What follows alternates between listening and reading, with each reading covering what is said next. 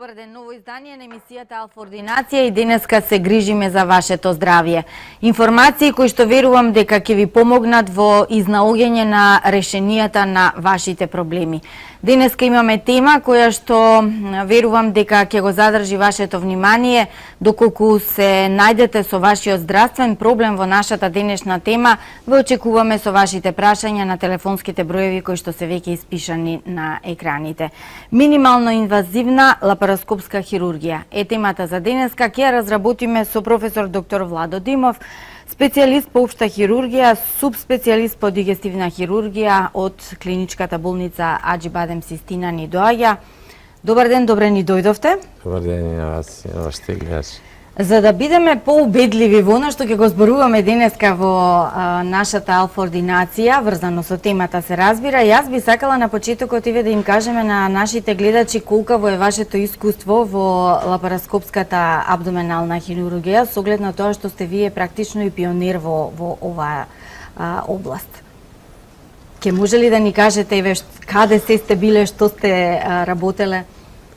Па тоа е долга историја каде се сум бил и што сум работел. Навистина почетоците на абдоминалната лапароскопска хирургија се поврзани со мене и треба да споменам и професор Пеев кој што за жал е починат и доктор Владо Спасов, мојот колега, кој што како ентузијасти во 91 година започнавме со жолчната кеса.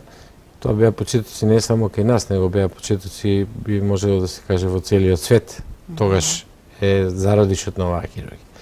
Во меѓувреме, многу нешта поминав и нашето државно здравство и многу приватни установи и многу други здруженија кои што со ова се занимаваат. Тоа го проводи и го задржила за цело време мојот интерес, така што од почетокот од една, да кажам, жолчна кеса, која што денеска секој ја знае, тогаш не ја знаеа, денеска хирургијата нема ограничување и фактички во сите полиња.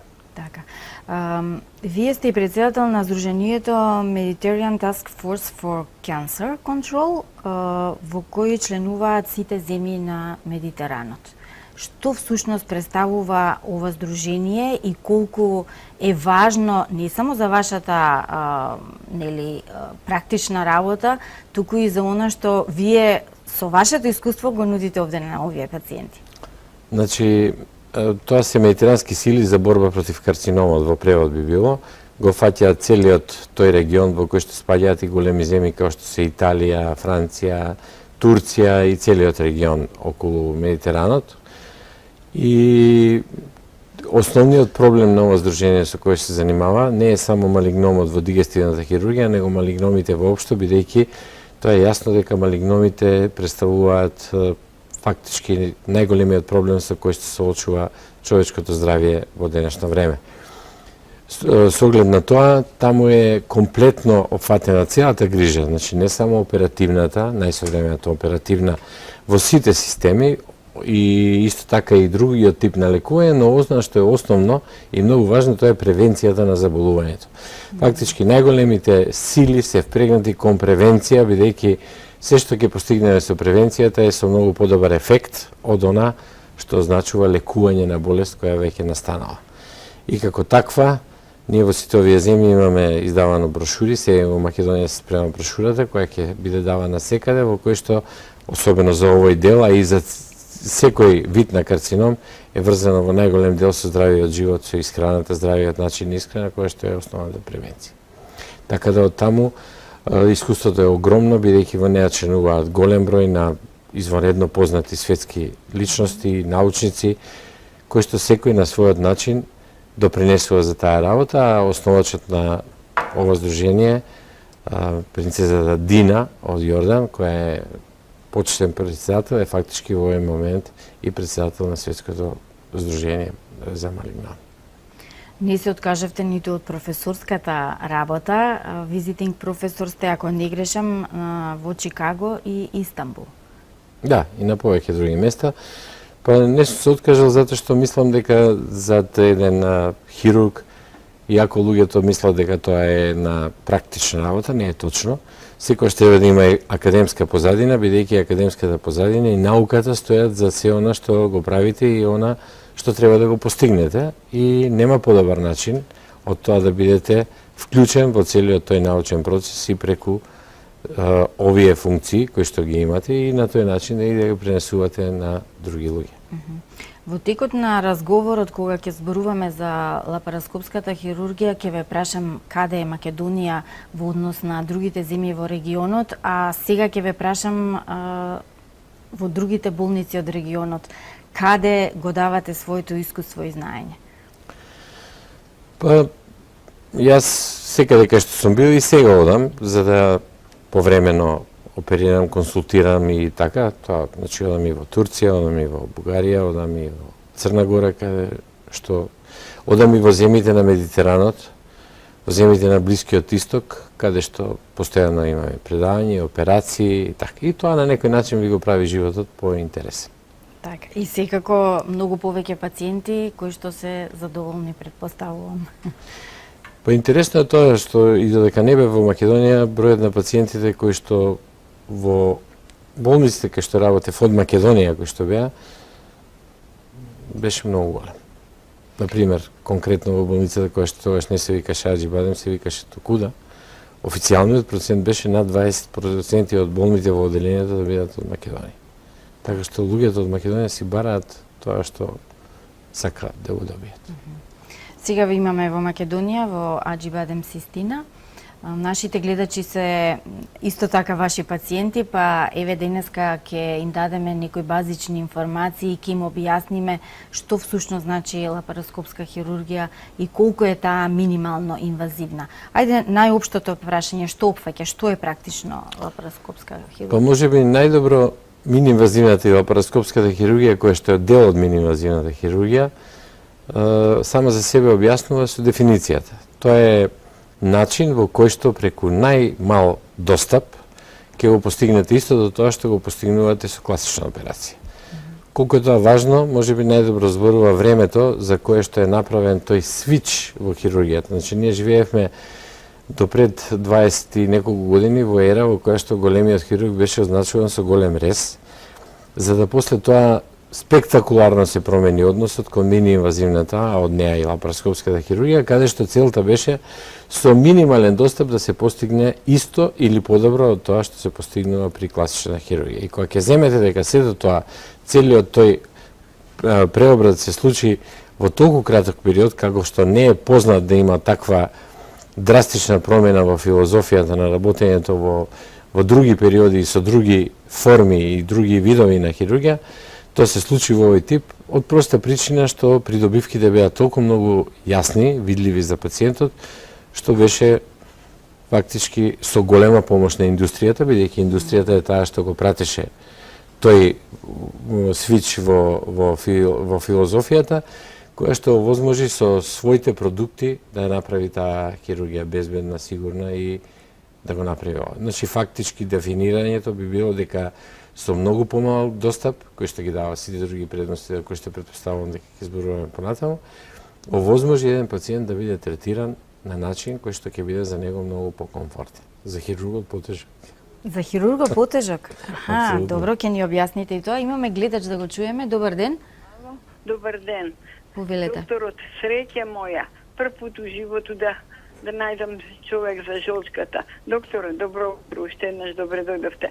Видите, јас сум постара особа со 300 болести, што нема холикобактерија, желудец, не знам што. А уште на времето докторот таматично приликом прегледите ми рече дека имаш прецвикована жолчка, прецвикована свитка на жолчка, меѓутоа жолчката не функционираше. Никогаш не ме болело, а сега ноќе скрцевано ме боли. Тоа е само жичката.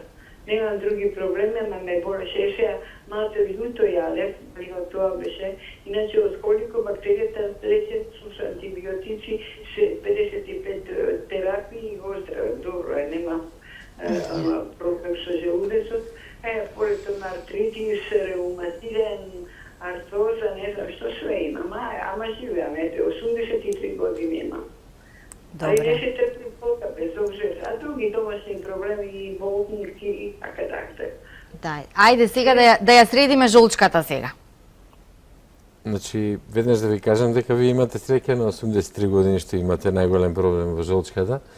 Инаку, жолчката независно од вашата возраст треба да дојдете да се види, да се процени состојбата и треба да се оперира. Се оперираат луѓе на 95 години, така што не би требало да имате дилема во тоа.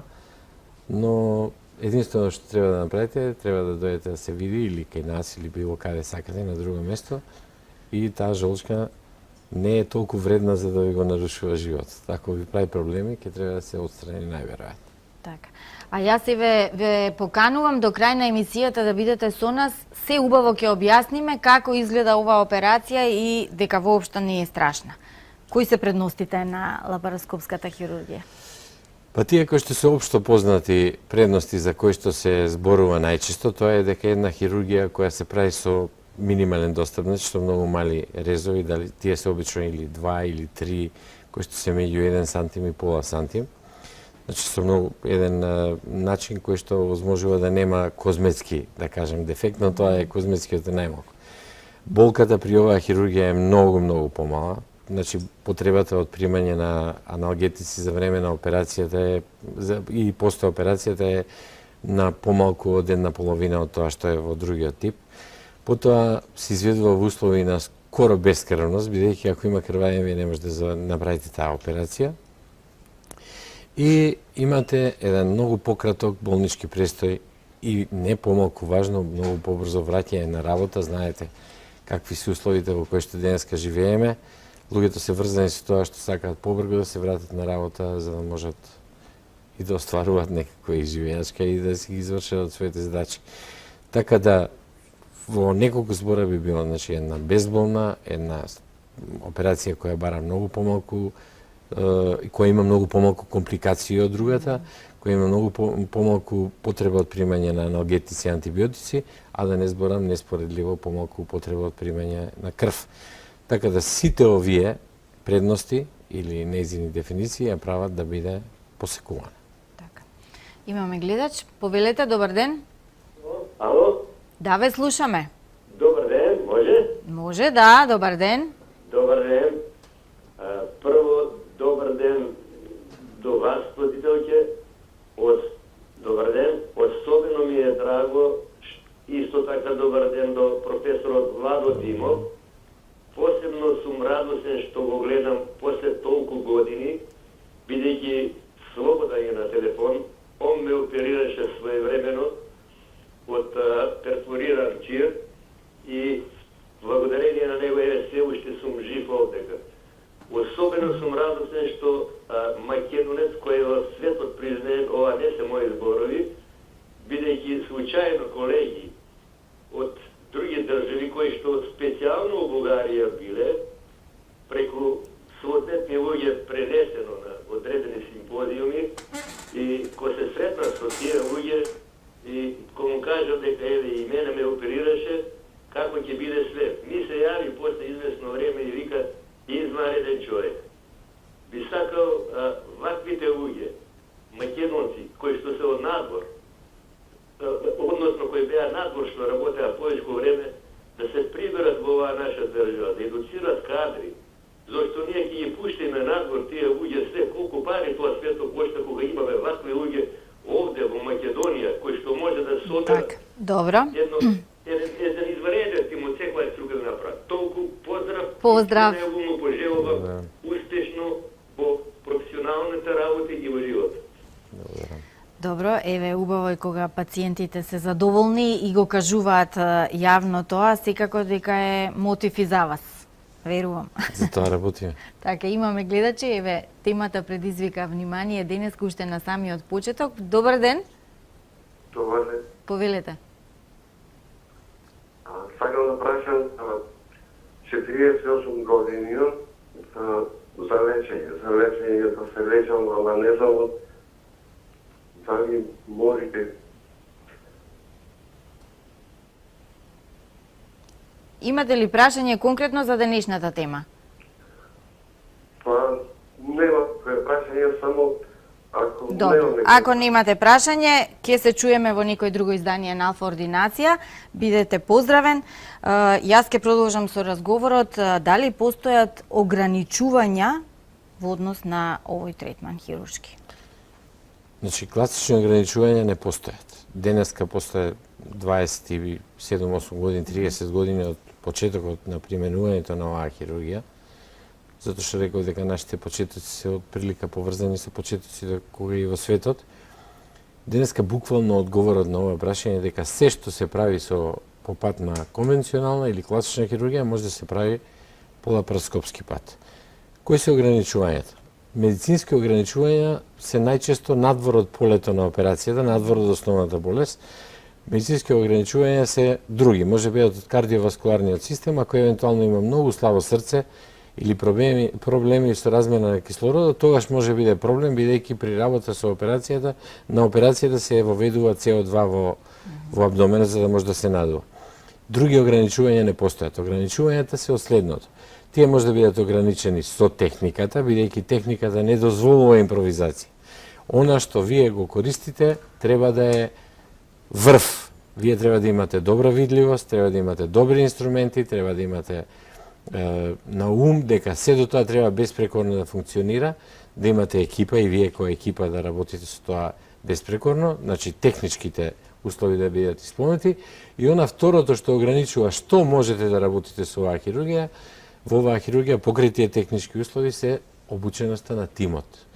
Тимот мора да е сертифициран за се што работи. Секоја една процедура, ако работите на жолчка, не значи дека можете да работите дебело црево или јетра или панкреас.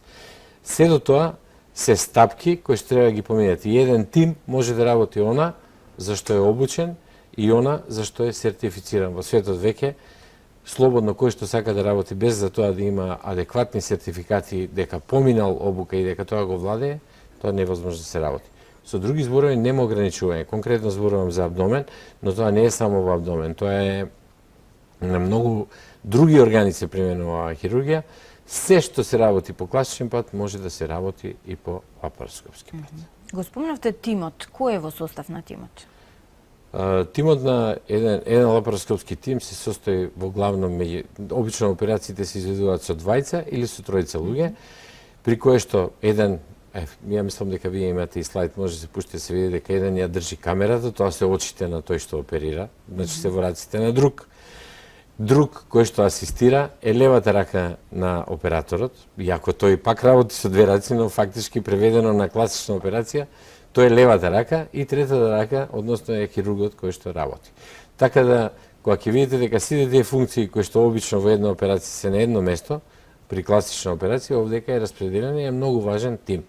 Тим ја работи оваа операција и е многу важна усогласеноста на тимот, затоа што од тоа зависат и резултатите, од тоа зависат и време трајање на операција и све. И кој обим ќе се примени.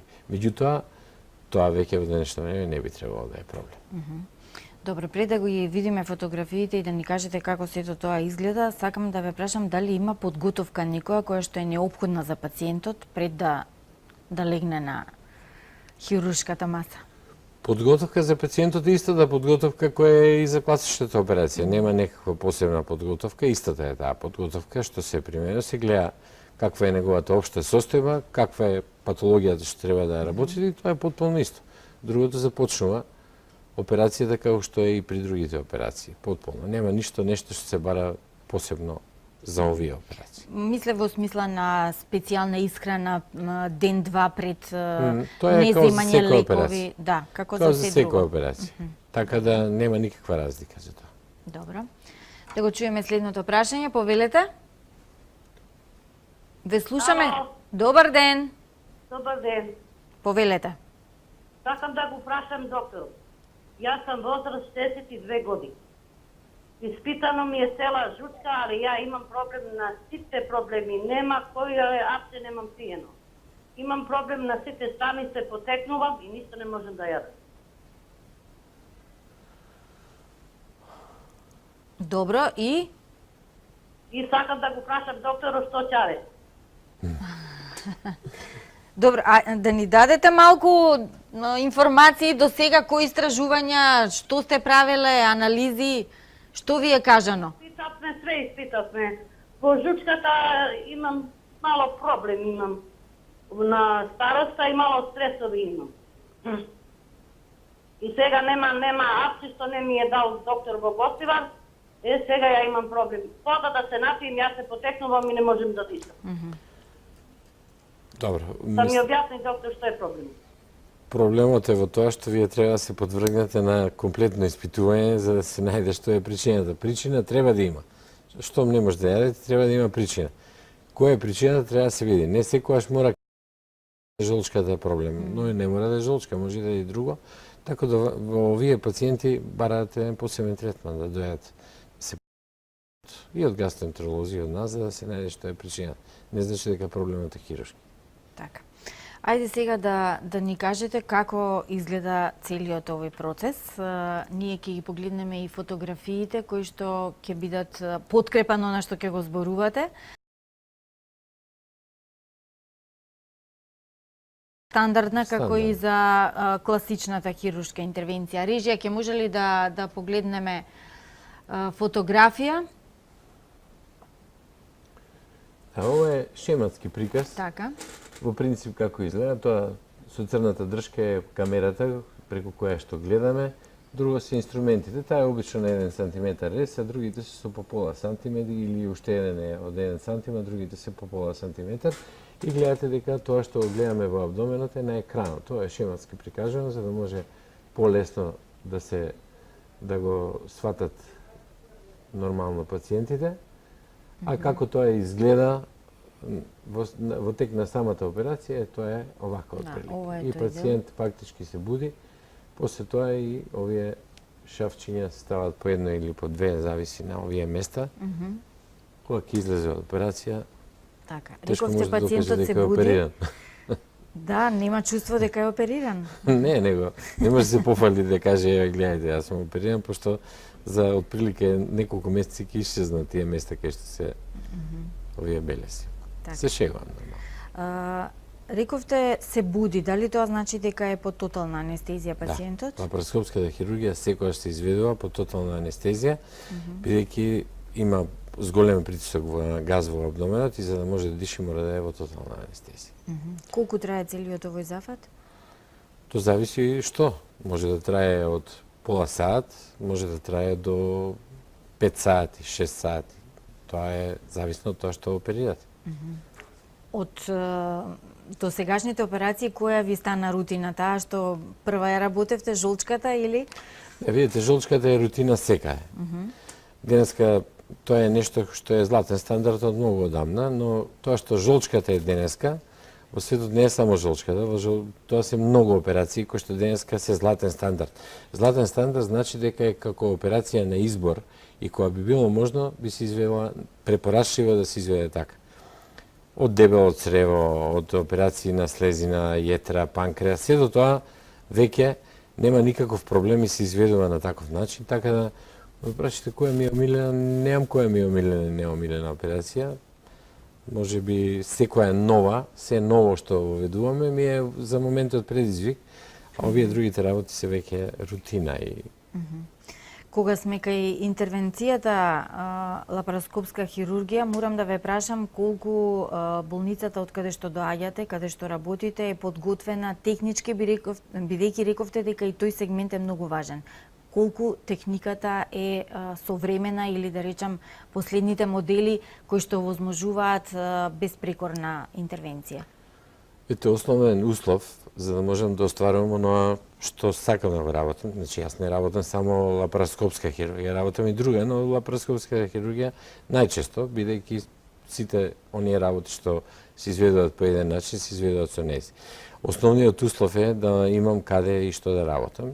Еве, може, вие на некој начин сте пред другото, бидејќи мислам дека денеска има објава, дека во болницата Систина е набавена најсовремена 3D и 4K технологија, при која што видимоста на она што го гледаме за време на операцијата е со огромно зголемување и кај што буквално за еден човек кој што е надвор медицината разбира, едно влакно го гледате на екранот како да е една сериозна структура.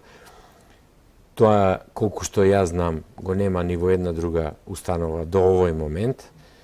И тоа е причината заради која што сум се определил дека ќе работам во болницата Систина, бидејќи навистина техничките услови се перфектни, а технички перфектни услови не значи комодитет за хирургот, него значи безбедност за пациентот.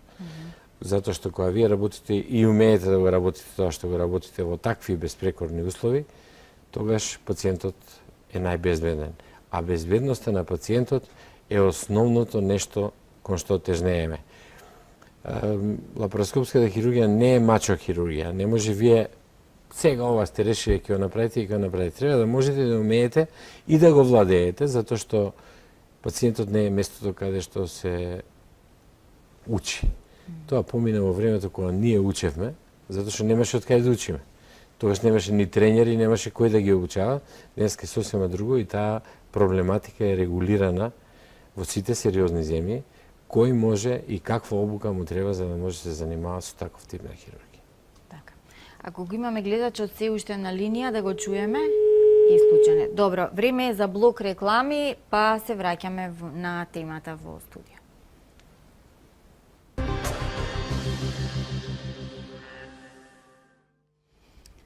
Продолжуваме со Алфа ординација, темата ја имате на вашите екрани. Кај нас денеска гостин е професор доктор Владо Димов, специјалист по општа хирургија, субспецијалист по дигестивна хирургија од болницата Аџибадем Систина. Го објаснивме зафатот како изгледа, кажавме дека е комфорен, да кажаме така за пациентот. Сега би сакала да објасниме. Во текот на разговорот ние кажавме кои се состојби може да се решат по пат на ова хируршка интервенција. Би сакала да кажеме колку се податливи малигните заболувања за лапароскопска хирургија. Веднаш да кажам, кога сме ке малигните заболувања се апсолутно податливи за таа работа. Карциномот на дебелото црево, карциномот на тенкото црево, и многу други состојби такви, веќе се златен стандард. Кај што ќе одите, се знае дека, ако одите во светот, се знае дека тоа се оперира препорачливо е по лапароскопски пат, ако установата кај што одите има кадар и техника да го изведе тоа. Така што нема никаков проблем. Посебно го издвојувам карциномот на дебелото црево, бидејќи таму лапароскопската хирургија овозможува најминимално пациентот да ја заврши операцијата со торбичка, така наречена, бидејќи таја овозможува на дури на исклучително ниските карциноми на ректумот да се направи континуитетна анастомоза и пациентот да има квалитетен живот, бидејќи целта не е само да го ослободите некого од болеста што ја има, него и животот кој што го има да му биде квалитетен, да може нормално да живее, да работи, да не се осеќа хендикепиран. Зашто во малигните заболувања оваа хирургија беше покасно воведена како златен стандард? Само од една причина, што во светот не е дозволиво нешто да правите ако за тоа немате докази. Се чекаше да помине еден период од 10 години во кој што ќе се увиди какви се и раните, но и касните резултати. Касните резултати не смеат да бидат полоши, може да бидат само еднакви или подобри од класичната хирургија. Зборам во онколошки смисол, во поглед на тоа болеста какви шанси има да се врати повторно и какво е преживувањето на пациентот. Така да тоа денеска е апсолутно јасно и докажано дека лапароскопската хирургија, особено на карциномот на дебелото црево, покажува дека резултатите се подобри од секој аспект. Така што нема никакво ограничување во тој дел. Денеска и пациентите тоа го знаат и тоа го барат, го осознаваат и самите, бидејќи знаете, едно е да учат, да читаат, а друго е кога веќе се натрупува доволно материјал на пациенти кои што раскажуваат. Тоа е најголемата вистина. Најголемата вистина е еден пациент кој што има една операција и после тоа таа операција кажува на други. Значи, со други зборови, препорачливо е пациентите да се оперираат така. Кога ме прашате зошто тоа не е така во реалноста, е затоа што бројот на хирурзите кои што тоа го прават е мал за да можат да го понудат тоа на секој еден што ќе дојде и да можат да обслужат, да ги обслужат апсолутно сите пациенти кои што ќе дојдат. Така да нема веќе никаква дилема во тој поглед дали малигните заболувања како заболување. Постојат напротив и други заболувања кои што се само за лапароскопија резервирани, како што се болестите на гастроезофагијалниот спој, значи меѓу езофагусот и желудникот, каде што се скоро исклучиво болести кои што треба лапароскопски да се оперираат, како што е една хијатална хернија, како што се гастроезофагијалниот рефлукс, како што се тие болести кои што фактички не се лекувани заради тоа што нивното класично лекување е доста непријатен достап и за хирургот и за пациентот, а во меѓувреме пациентите се лекуваат со лекови кои што додека ги пијате добро после тоа нема никакво дејство, уште полоше е состојбата, така да не само што е златен стандард за многу заболувања, него представува и апсолутно најдобар и единствен избор за да може да се направи една операција од која што пациентот ќе биде задоволен, како ова што ви го кажам. За жолчката не ја дискутирам, бидејќи денеска треба некого да го не знам што да се случи за да го оперирате по класичен пат од жолчен меор, кој што може Затоа би велам дека тоа никако и рутина стана и пациентите веќе го знаат тоа за дури и жолчката.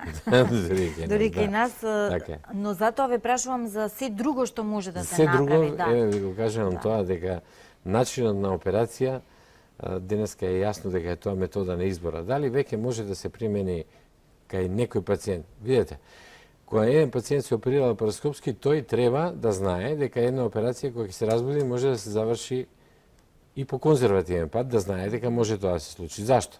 Затоа што во текот на операција гледате дека кај тој пациент има нешто што за него лично е подобро ако вие ја завртите операцијата и ја завршите по друг начин, што не е неуспех на првата, на лапароскопијата, него едноставно проценувате дека за тој пациент во тој момент сте го виделе тоа, е побезбедно така да ја завршите операцијата. Но да не се почне лапароскопски нема оправдување. Значи има оправдување да не ја завршите, но да не почнете лапароскопски нема оправдување. А веќе дали ќе ја завршите зависи од многу работи. Од искуството, од опремата, од локалниот наод кај него што ќе го најдете и така, не можете од дома да се наоштрите и идете, ја овој човек така ќе го оперирам. Вие ќе го оперирате, но ако дојде до нешто што ви кажува дека е посигурно за него на едниот или на другиот начин, ќе ја направите така. За пациентот, завршувањето на лапароскопската операција по класичен начин, кога ќе се разбуди е исто, нели?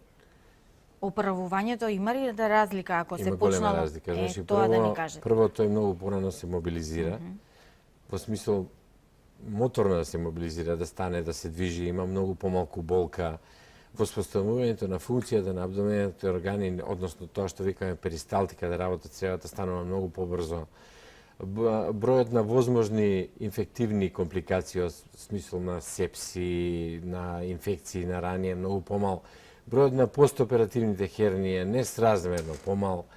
Така што во секој аспект, нуждата од давање на аналгетици и антибиотици е многу пократко, болничкиот престој му е пократок, враќањето на работа му е значително пократок. Така да, например, хернија, ако се оперира еден човек, ние фудбалери оперираме лапароскопски хернија, тој оди за 10 дена може да оди повторно на тренинг дојде. На тренинг дојде. Браво.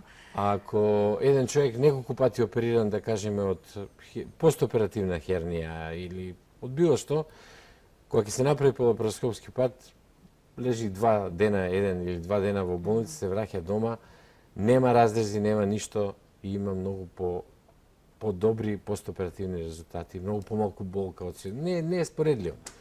Ако се заврши поинаку лапароскопската интервенција? Ако се заврши поинаку ќе биде исто како да е опериран по класичен пат. Да. Ако по класичен пат ќе биде опериран, но го кажувам, многу од колегите кои влегуваат во грешки, влегуваат затоа што сакаат по секоја цена да завршат лапароскопската операција по лапароскопски пат, а при тоа губат од вид дали имаат се што им треба, дали се навистина обучени тоа да го направат, затоа што хирургијата лапароскопска, си повторувам себе си, но не е мачо хирургија. Не можете вие заради хероизмот да го изложите пациентот на опасност.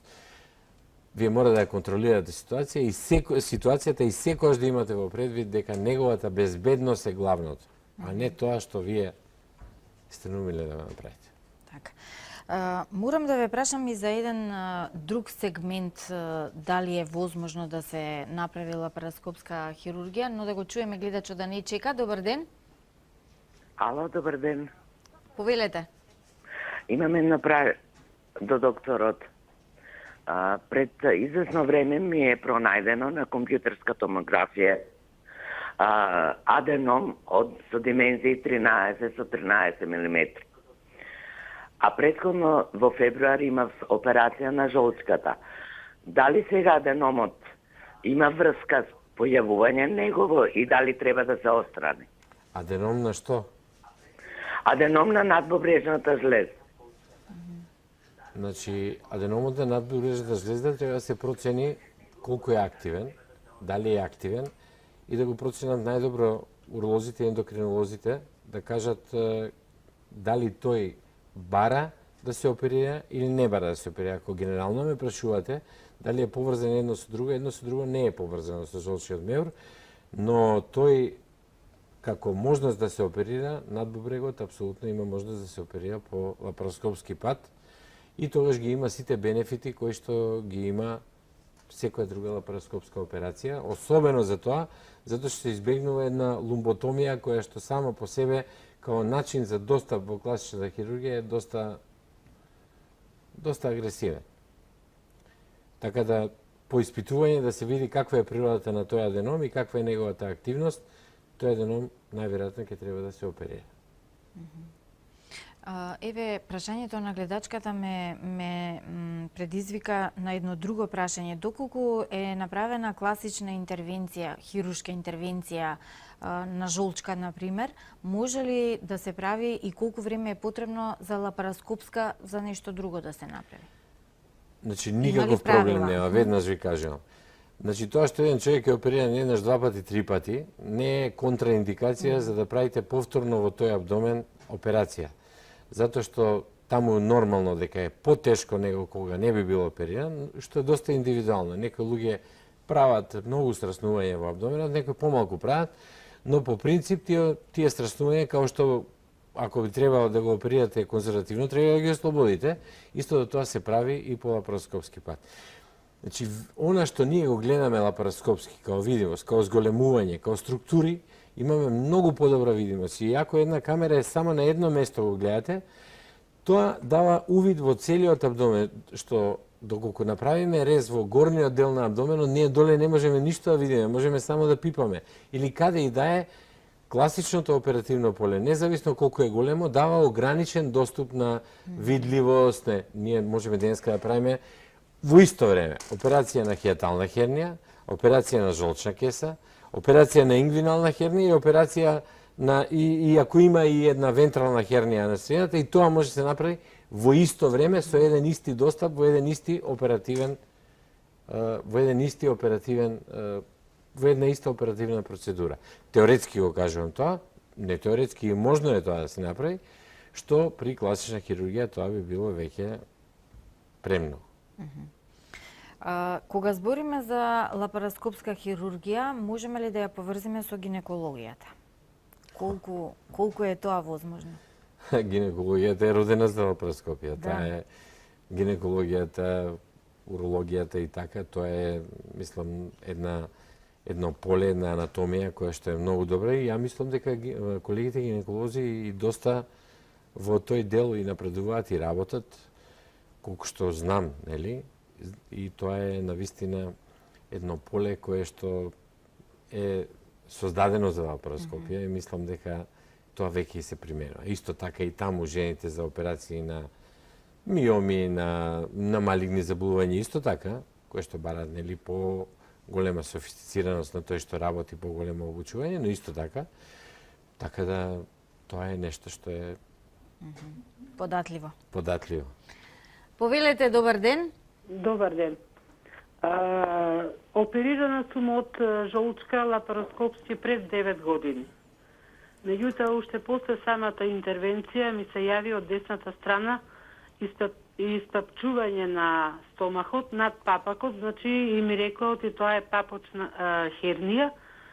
И сега, ако ставам некое кило, таа повеќе се потенцира. Јас ја притискам со мидер, ми рекоа не е толку голема, па сега дали треба интервенција хирушка да се прави лапароскопска или па да продолжам како и до сега, да внимавам на килажата и хернијата со мидер да ја притискам, пошто над папакот ми е од десната страна. Потенцирана е повеќе на десната страна, колку па кога сум поправена е поголема од орев, така да, а иначе немам проблеми, па не знам што да правам. Консултација од докторот. Значи, тоа ви е хернија која што е постоперативна хернија, најверојатно на местото каде што била камерата, 99% е тоа така, ви се шири на десната страна, затоа што патот на килната кеса оди кон десно, иначе таа е таму на местото каде што била операцијата. Нема дилема дека треба да ја оперирате. Операцијата нема дилема дека треба лапароскопски да ја направите, тоа е еден ден да бидете во болница, а исто така нема дилема дека ќе ви помине со тоа што ќе ја стискате. Тоа нема да помине така, ќе станува само поголема и треба да се оперира сега додека е помала, а не да чекате да стане поголема. И тоа е и за таа хернија, тоа е и за сите други хернии. Порано, во класичната хирургија беше дека кога ќе се појави постоперативна хернија, треба да ја оставиме така едно 5-6 месеци или година дена, за да може да направи така наречен фиброзен прстен. Тоа не важи воопшто. Треба кога ќе се примети да се оди да се оперира и се оперира лапароскопски, при што сте пак еден ден само во болница и тогаш нема никакви проблеми. Не би имало дилеми како треба да се направи операцијата. И дали треба да воопшто се направи треба, лапароскопски. Да. Операцијата воопшто нема дилема дали треба, бидејќи хернија не може помине само од себе. Да. Тоа исто да важи и за ингвиналните хернии, што го зборуваме за постоперативните, тоа е и за ингвиналните хернии. Така. Добро. Имаме гледач. Повелете, добар ден. Си исклучил, добро. Постојат ли контраиндикации? Компликации? Значи, контраиндикации постојат, ви кажав, контраиндикации кај што априори не треба да одите кон операција, тоа се извон, надвор од абдоменот. Тоа се срце, срцеви слабости, повеќе би рекол анестезиолошки или кардиолошки контраиндикации. Дали може да се случат компликации за време на операцијата? Значи, и да се случи нешто, тоа повторно може лапароскопски да се збрине во најголемиот број од случаите. И ако има случаи во кои што гледате дека за еден пациент подобро е да го оперирате класично кога ќе влезете внатре. Има некое правило. Правилото е кога ќе влезете да оперирате болен, можете да видите дека има такво, дали се тоа екстремни страснувања, дали се тоа некои анатомски аномалии или било што во кое што има правило кога вие работите операцијата и веќе 15-20 минути до пола саат немате прогрес во операцијата, стоите на некое место заради некаква причина, тогаш идете да го оперирате по класичен пат. Иначе најголемиот дел од компликациите кои што за волја на вистината заради видливоста која што е перфектна, одлично се гледаат и да има некоја, тоа се обично да се повреди црево или било што, тоа се збринува исто како што би го збринеле и при отворена хирургија, така што но бројот на компликации е многу мал. А да не зборам бројот на инфекции и такви работи, постоперативни. Значи, ние многу ретко се наоѓаме во ситуација да даваме крв за време на операција. Зашто? Вие кога правите лапароскопска операција, или сте на правото место и правите во анатомската позиција, која што е кај што немате ни крвање, ништо, или ако добиете некој крвање, тогаш секако треба да завртите, бидејќи крвта не ви дава да гледате. Чим не може да гледате, тоа се толку ретки ситуации кои што сваѓаат во доменот на теоријата, а не во теорија, не во праксата, така што нема контраиндикации, осим овие што ви кажав. И уште еднаш да истакнам, бидејќи тоа е многу важно. Секој заслужува да се почне лапароскопски, а дали ќе се заврши, тоа ќе зависи од тоа што ќе се најде, од тоа што можете вие да го направите како хирург, екипата да го направи. Намерно истакнувам екипата, зашто екипа е важна во овој случај. И на крај крајава што ќе определите дека е подобро за него. Ако е подобро да завршите на друг начин, ќе завршите. Тоа не е неуспех. Значи дека во тој момент, за тој пациент, во таа ситуација и во тој наод кој што го има, е побезбедно да извршите таа интервенција, а неговата сигурност е пред се. Така, добро. Ајде да го чуеме гледачот. Повелете. Добар ден. Добар ден. Јас сум од Неготино, ама возбудена сум, пошто се подсетив на операцијата. Оперисана сум во Велес од жолчка. Многу лошо помина. Уште на почетокот, како ќе ме буцне со лапароскоп ситла, сум шприцала крв. Операцијата 4 сати траила. Една се осетив на сред операција. Им дадов знак, пак ме опија. И после на крајот заврши, ме разбудуват. И јас слушам, ама воздух не можам да земам од устата. И сега како да им дадам знак, не можам да дишам. Некако им дадам знак со грлото, осетија што сакам да им кажам. Со оно цревото го изчистија грлото. Ама пак не можам да дишам. Пак два-три пати грлото кога ми го изчистија од крвта, кога дишнеш, мисля, се родиш. Докторот не ми објасни што е било, како е било. Само се бајали кога дојде на креветот, беше возмирен. Многу работа ми не објасни. Дали може да ми кажеш нешто? Виде, многу тешко е во овој случај да се знае што се случило и како се случило, без да имам било каква намера да зборувам за едно или за друго, или некого да бранам. Многу е тешко вака, изнесено во јавноста со неколку зборови, да можете да судите што се случувало. Сигурно дека нешто се случувало, затоа што и компликациите и изненадите се дел од она што се работи во нашето секојдневие. Сигурно дека имало некакви проблеми. Многу е тешко вака да се одговори, меѓутоа ако се сака нешто, треба да се посети доктор, да се оди кај тие или кај некој друг и да се сподели све и од документација и од она што е сознание, за да може да се каже нешто. Многу ретки се овие ситуации кои што се случувале, сум јас. Добро, може да се случи од необучен доктор, да не го одбегнуваме и тоа. Не можам да знам што се случувало за да можеме инсинуациите да ги правиме. Секогаш се е можно. Јас ви реков дека оваа хирургија, независно дали е лапароскопска и другата хирургија, треба човек да се упушти да работи она што знае и уме. Меѓутоа, дали овде било така или не било така, не можам да го кажам. Сигурно стои една од тие варијанти да биде. И на крај на краиштата, за тоа во светот ги лиценцираат установите и екипите што можат и до кај можат да работат. Зашто вие некој пат можете и повеќе да работите, но установата во која што работите не ги пружа тие безбедносни услови и затоа се ограничуваат по нешто за да има некаков ред. За да има некаков ред, да има некаква споделена одговорност што треба и како треба да се направи. Така. Ајде да го чуеме и следниот гледач. Повелете. Ало. Добар ден. Ало, добар ден. Ве слушаме. Вака сега гледачка сум ја од Скопје. Сакам едно прашање до докторот. Ја имам кила у стомакот. Ја оперирав пред 2 години, ама сега пак ми се појави. Имам многу проблеми. Бев на лекар кај доктор што ме оперира и ми рече дека мора да ослабнам, а ја сум ослабена доста, а не ме оперира пак.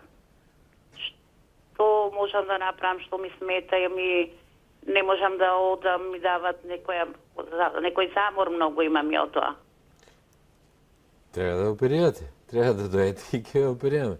Сега колку можете да ослабете, тоа не е многу важно колку сте ослабели. Дали е проблемот тоа, мислам, тежината? Значи, само по себе ке пациенти кои што се подебели, некои интервенции потешко се изведуваат, меѓутоа конкретно за ова што го зборувате, не, а тежината само ќе ви ја прави хернијата да ви е уште поголема килата и да имате уште поголеми проблеми. Има луѓе, нели, добрите луѓе не може да се многу слаби. Вие претпоставувам дека сте добар човек и не сте толку слаб. Така Добро, да не е тоа контраиндикација, треба да дојдете и тоа треба да се оперира. Може ли салото да пречи? Кај гојазните значително големите луѓе. Многу е полесно да се оперираат слаби луѓе, но без разлика на тоа, таа е особа која што не е сега слаба или дебела, така била цел живот, го има овој проблем, Тоа може би да е нешто потешко за операција, но ништо не значи и таа пациентка треба да се оперира. Зашто ова сега што е хернија, што е сега голема, утре ќе стане поголема, ќе стане потешка за операција и секогаш кога е многу поголема, тогаш и можноста повторно да се јави. Иако при лапароскопијата таквата можност е значително помала, треба да се оперира. Нема друг начин и колку повеќе се одоговлекува, толку полошо. Тоа што е претходно оперирано, може да е оперирано еднаш и 2 пати, и 3 пати, и 9 пати може да е оперирано, кажем, не го измислам број 9, бидејќи сме имале такви пациенти, секогаш тоа треба да се оперира и најдобро е да се оперира по лапароскопски пат, бидејќи го пазиме оноа што го има од првите операции, она што е слабо се покрива од оздола, од внатрешната страна. Точно од внатрешна страна гледате секој дефект што го има, и оној видлив и оној невидлив мал кој што во тек на време ќе го видите. И кај овие болни нема никаква дилема дека треба да се оперираат. Посебно кај рецидивните хернии метода на избор за операции, кај оние што се повториле, е лапароскопијата. Добро. И еве последниот гледач за денеска да го чуеме. Повелете. На 7 години оперира се како да речем тоа му беше горе тестис 2 сантиметри и исто и кила оперираа му и на 26 години почнува да се жали на место на кила. Добро, и што да се превземе. Тоа е истото што го зборуваме претходно, треба да се оперира. И бидејќи е рецидивна, методата на избор за нејзе е да се оперира лапароскопски. Добро. И еве се ближи крајот на емисијата, морам да ве прашам Македонија во однос на овие лапароскопски интервенции, каде е во однос на регионот, па може и пошироко ако имате информации, бидејќи еве имате искуство и во другиве земји. Па не можам конкретно да судам, бидејќи немам доволно време за да можем да знам што и како е, но знам дека од колегите, бидејќи и кога бев во болницата Токуда, имаше тогаш една програма во која што министерствата ги праќаја луѓето на едукација и тогаш доаѓа доста колеги од Македонија на едукација во болницата и јас им бев едукатор и од нив знам, а и знам од друго дека Македонија најлесно кажано или најразбирливо кажано има уште многу места за развој. Тоа е на крај крајева предизвик, особено за младите хирурзи, зашто видите, овие стариве ќе одат у пензија и не мора да владеат лапароскопијата. Ама младите ќе мораат заради тоа што пациентите, пошто се знаат, утре ќе идат и ќе бараат и ќе ве прашаат, вие можете ли тоа да го направите или не може да го направите и ќе продолжат понатаму. Денеска веќе лапароскопијата не е иднина, таа е сегашност. Во самиот едукативен процес денеска на еден современ европски хирург, да не кажам европски користи, не кажам светски, во неговата едукација, едукацијата во класичната хирургија и во лапароскопската хирургија се паралелни. Кај нас се уште има потреба да има дури и поделени структури, во кои што едните се бават со лапароскопија, другите повеќе со класична хирургија, мада исклучиво не постои поделеност. Постои тоа додека не се создаде онаа критична маса на млади луѓе кои што тоа ќе оповеличат и ќе го пренесуваат и знаењето и на другите. Иначе, самиот тој податок што го кажувам дека Македонија има уште многу место за развивање тоа, значи дека во многу од сферите, особено за понапредната хирургија, не зборам за една класична жолчна кеса и така, има и tekako место да се работи тоа. Процентот на лапароскопските интервенции во целата општа дигестивна хирургија во овој момент е занемарлив, а тоа само по себе е недозволиво на оваа етапа на развој и на она како тоа изгледа во другите земји. Но е до некаде карактеристично, можеби не толку, можеби сега не толку, и за околните земји, но во тоа обкружување Македонија има многу што да направи.